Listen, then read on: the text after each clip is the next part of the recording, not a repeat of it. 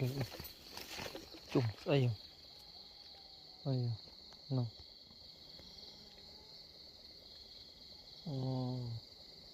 smọ tập tiếng này nè thế mà nó chuột đang đà con nào này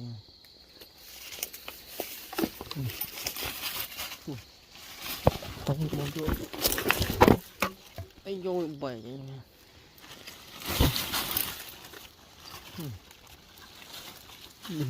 này đi sao tụi bạn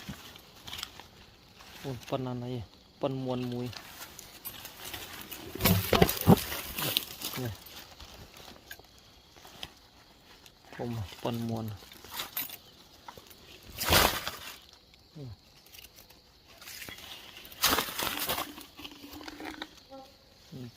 không à phần muôn muối mềm muôn muối rồi trời mày chuộng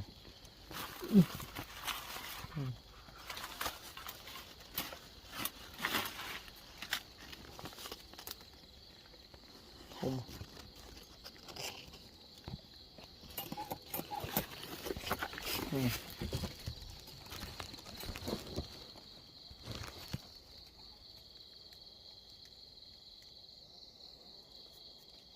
chụp kẹp mưa nó tiệt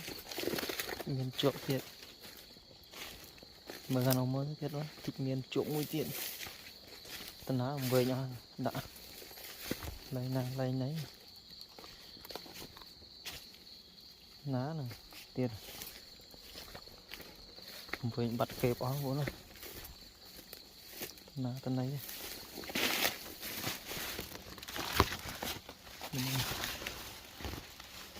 này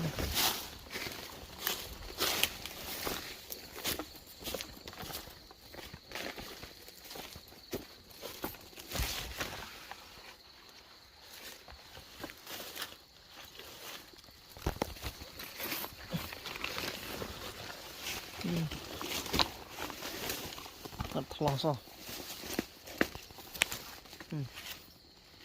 xì ở hơi xì chọn một hàng